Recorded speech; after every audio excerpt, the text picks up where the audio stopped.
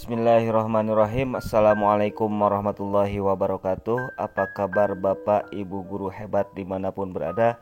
Mudah-mudahan kita semua berada dalam lindungan Allah Subhanahu wa ta'ala. Pada kesempatan kali ini saya ingin membahas tentang kurikulum operasional satuan pendidikan atau disingkat dengan KOSP. KOSP ini adalah bentuk evolusi dari KTSP. Sebelumnya silakan subscribe sebagai cara kita bersilaturahmi, like jika suka, kemudian share jika ini bermanfaat. Sebelum kita membahas pada KOSP, kita akan membahas apa itu kurikulum. Kurikulum adalah seperangkat rencana dan pengaturan mengenai tujuan, isi dan bahan pelajaran, serta cara yang digunakan sebagai pedoman penyelenggaraan kegiatan pembelajaran untuk mencapai tujuan pendidikan tertentu. Apa itu kurikulum operasional satuan pendidikan atau disingkat dengan KOSP? KOSP pada dasarnya sama dengan kurikulum pada umumnya, hanya untuk menjadikannya bermakna. Kurikulum operasional satuan pendidikan dikembangkan sesuai dengan konteks kebutuhan peserta didik dan satuan pendidikan.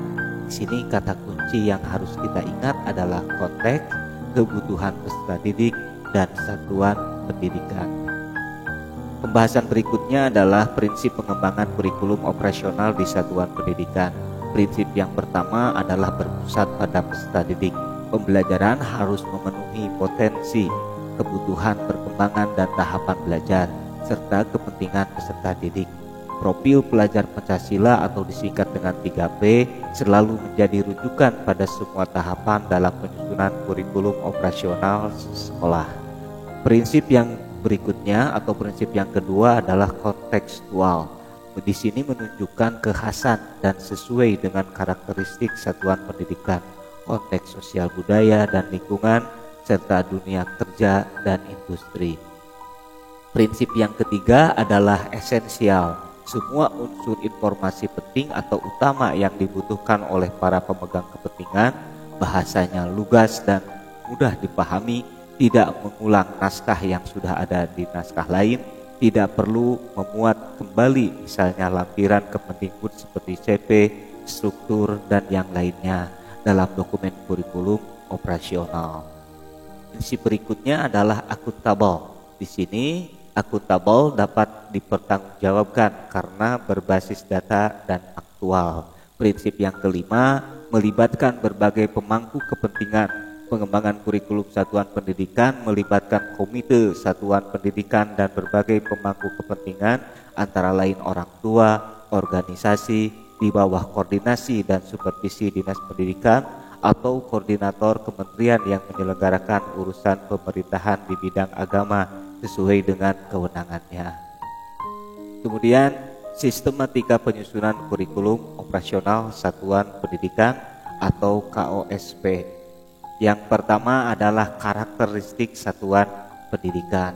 Dalam karakteristik satuan pendidikan yang harus kita pahami adalah karakteristik lingkungan satuan pendidikan yang mencakup ekosistem satuan pendidikan, kemudian kelemahan satuan pendidikan, dan yang ketiga kelebihan satuan pendidikan.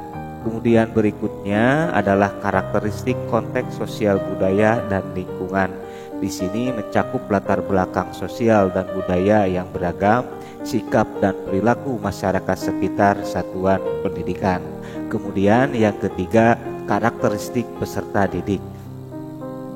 Karakteristik peserta didik mencakup latar belakang orang tua, sosial, ekonomi, dan lingkungan tempat tinggalnya. Yang berikutnya adalah visi, misi, dan tujuan. Setidaknya di dalam visi menggambarkan dua hal. Yang pertama, menggambarkan bagaimana peserta didik menjadi subjek dalam tujuan jangka panjang sekolah dan nilai-nilai yang dituju. Yang kedua, nilai-nilai yang mendasari penyelenggaraan pembelajaran agar peserta didik dapat mencapai profil pelajar Pancasila. Kemudian yang berikutnya adalah misi. Misi harus menjawab bagaimana sekolah mencapai visi. Yang berikutnya nilai-nilai yang penting untuk dipegang selama menjalankan misi. Kemudian tujuan akhir dari kurikulum sekolah yang berdampak kepada peserta didik. bertujuan menggambarkan patok-patok penting dan selaras dengan misi. Kemudian yang ketiga, strategi sekolah untuk mencapai tujuan pendidikannya.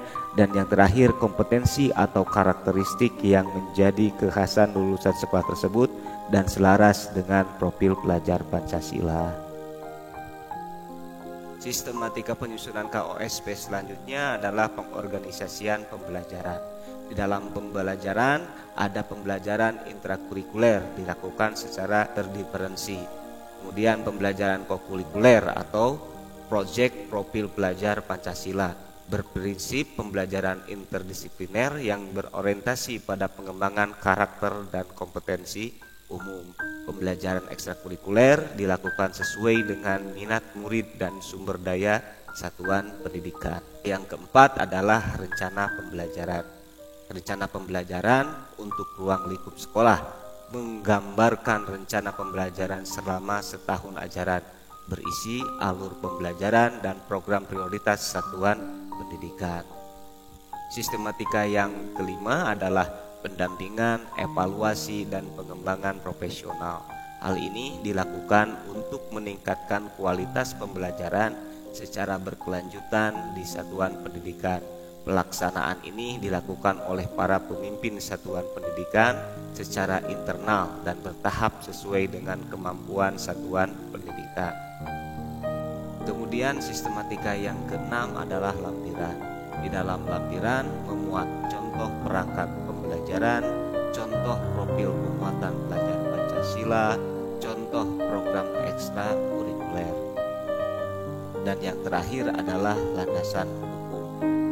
Sekian pembahasan singkat yang bisa disampaikan, mudah-mudahan menjadi inspirasi dan terima kasih atas perhatiannya. Assalamualaikum warahmatullahi wabarakatuh.